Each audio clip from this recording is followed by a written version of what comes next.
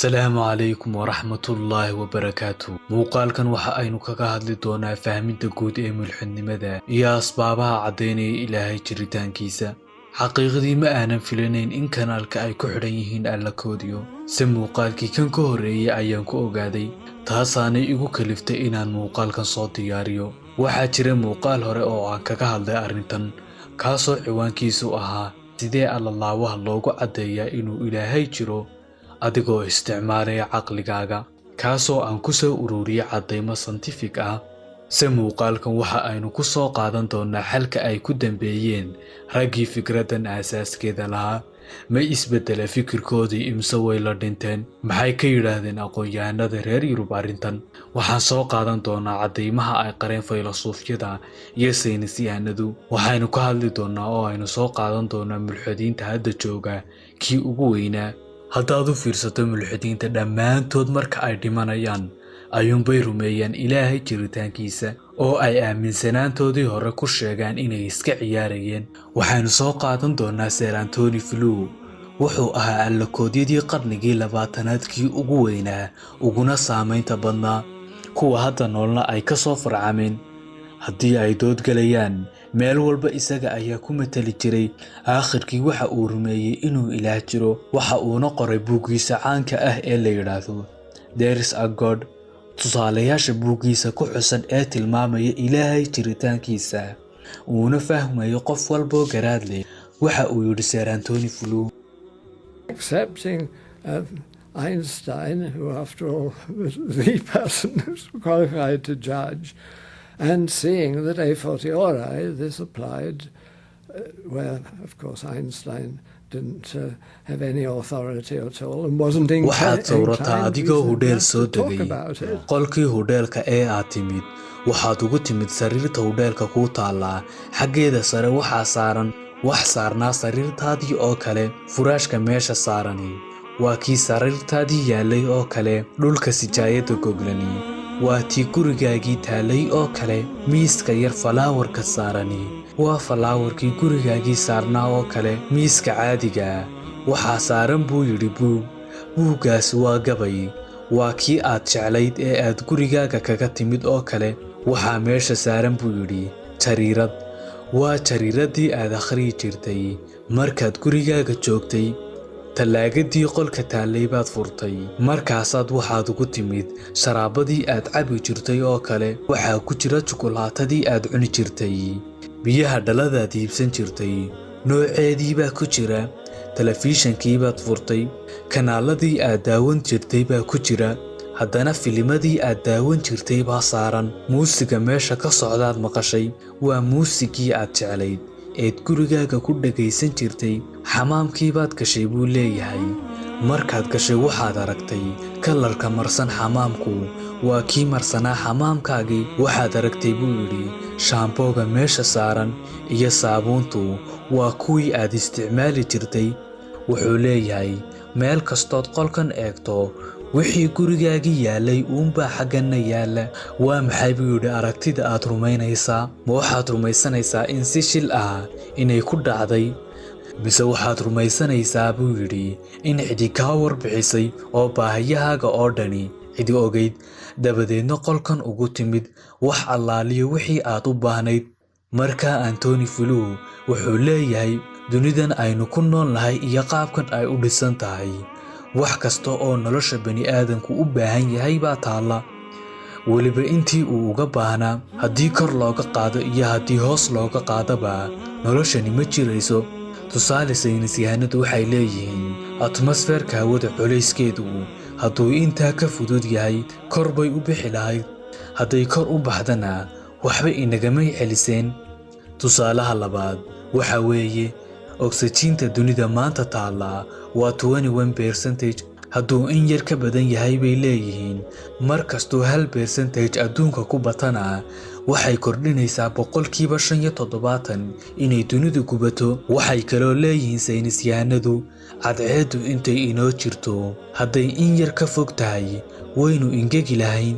hadday ka dhowdahayna waa la guban lahaa. dhulka wareegiisu intuu yahay hadduu ka dheerayn lahaa iyo hadduu ka gaabin lahaaba labadaba nololi ma jirteen. hadduu ka gaabnaan lahaa macnaheedu waxa weeye maalintaa dheeraan lahayd baddu maanta haddii aanay dhanaan ahaan lahayn dunida qadhmuunbaa loogu dhiman lahaa. wax kastoon innagu isleennahay malaha saasaa ku fiicnaan lahayd scientifically waxaa la leeyahay kumay fiicnaateen bal ee adduunyaduba may jirteen.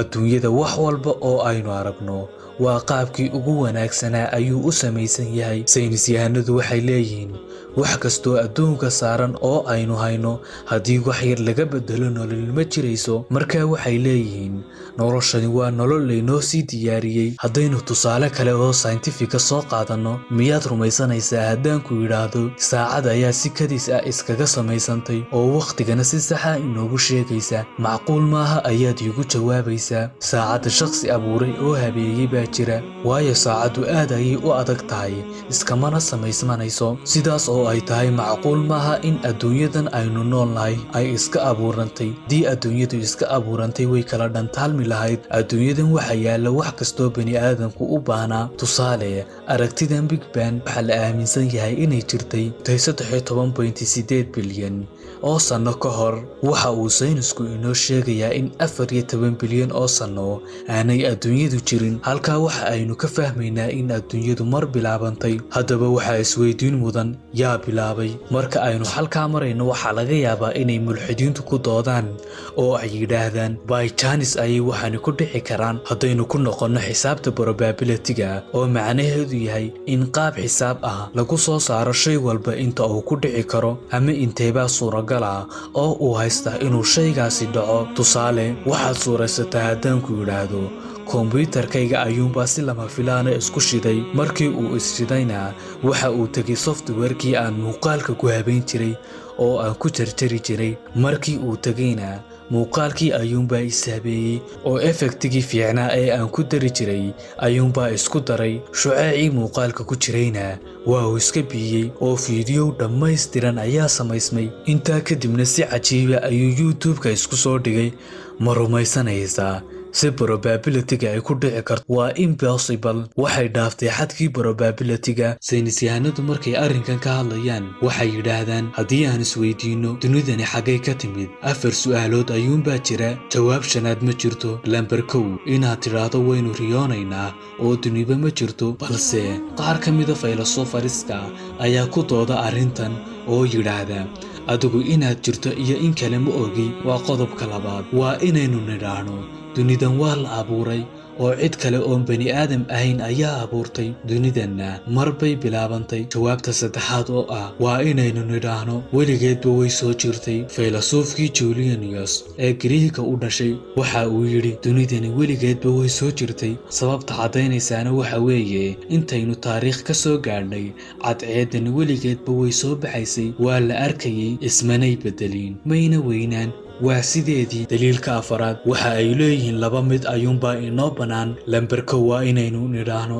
dunidani weligeedba way soo jirtay, ama inaynu nidhaahno ilaah abuuray dunidan baa jira. waxay sidoo kale leeyihiin haddaynu birino inaanay dunidu weligeedba soo jirin oo wakhti bilaamatay, waxaa inoo hadhay oo keli ah waa inuu dunidan ilaah abuuray jiraa. sayniska cusubina waxa uu beeniyey inay dunidu weligeedba soo jirtay, wuxuuse caddaynayaa inay mar bilaabantay. wax kastoo mar bilaabmana waxaa jiray wax bilaabay. caqliga bani aadamkuna ma aqbalayo inuu shay iskii iskaga abuurmo. waxaynuna soo sheegnay xisaabta probability-ga. haddaynu sheegno asbaabaha maanta kalif inay mulxidiin soo baxaan, waxaa ka mid ah wadaadadii kiristaanka oo masale kasta oo cilmi ah diidaya. qofkii la yimaado waxaan baybalka ku qornayn waa la dilayaa oo bidcoole ayaa lagu shaambadaynayaa. waxay gaadhay heer qofku isagoo arkaya cadceedda aanu odhan karayn haddana waa cadceed. boqosho uu ka baqayo wadaadada kiristaanka. keliya baadariyadu waxay iyagu sheegaan ayay saynis ka dhigayeen. qofku yidhaahda waa khaladna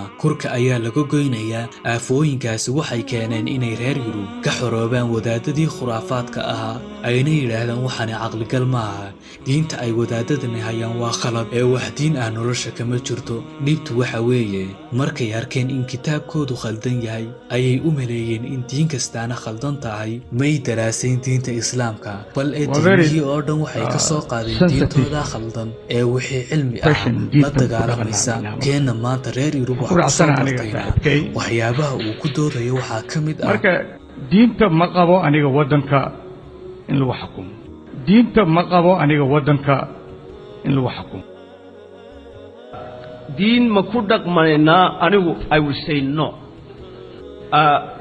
diin ma ku dhaqmanaynaa anigu I will say no Yurub iyo Maraykan waxay horumar gaadheen markay diintii iyo wadaadadii Kiristaanka ka xoroobeen ee si aanu inaguna horumar u gaarno waa inaynu diinta iyo siyaasadda kala saarnaa wax isweydiin mudan si xaqiiqdu waxa weeye reer Yurub diin khaldan ayay ka xoroobeen oo qofku isagoo xaqiiqda arkaya aanu odhan karin waxani waa xaqiiq si diinta islaamku waa diintii ilbaxnimada iyo nabadda waa diintii ku boorinaysay dadku inay cilmiga bartaan waxaanse ku soo gabagabeynayaa daad u fiirsato mulxidiinta dhammaantood marka ay dhimanayaan ayuunbay rumeeyaan ilaahay jiritaankiisa oo ay aaminsanaantoodii hore ku sheegaan inay iska ciyaarayeen waxaad arki doontaa mulxidiintan hadda ugu caansani ay ilaahay jiritaankiisa rumayn doonaan qisada u dambaysa ee aan ku soo gabagabeynayaa waxa weeye waa Dr. Brown wuxuu ahaa dhakhtar mulxid ahaan jiray una ololayn jiray waxaa xanuustay gabadh uu dhalay markii cisbitaalka la geeyeyna waxaa lagu yidhi waa khalaas waa ay ka dhammaatay wayna dhimanaysaa waa uu isa soo agtaagay iyadoo ka sii daraysa dhakhaatiirtiina ka quusatay kadib dhakhtarkii ayuu ka baxay wuxuu yidhi meel gaaraan iska tegay kadibna waxa aan yidhi ilaahayow haddaad jirto bal gabadhaydaa yar maanta ii badbaadi waxaan ballan kugu qaadayaa inaan ku baadi goobo oo aan ku caabudo wuxuu yidhi weedhaha markaan ku hadaaqayay ilmaa iga da'aysay waan soo duceeyey buu yidhi haddaa ogsoonow qofkaa soo duceeyey waa mulxidkii aan ilaahay rumaysnayn waxa uu u yimid dhakhtarkii waxa uu arkay dhakhaatiirtii oo faraxsan oo leh isbeddel la yaab leh ayaa dhacay gabadhii oo caafimaatay ayuu arkay isna ballankiisii ayuu sii waday oo diimaha oo dhan ayuu baadhayay aakhirkii islaamka ayuu galay oo wuu islaamay yacni wuxuu islaamay markii uu awood kala waayey markii xirfaddii bani aadamku waxtari weyday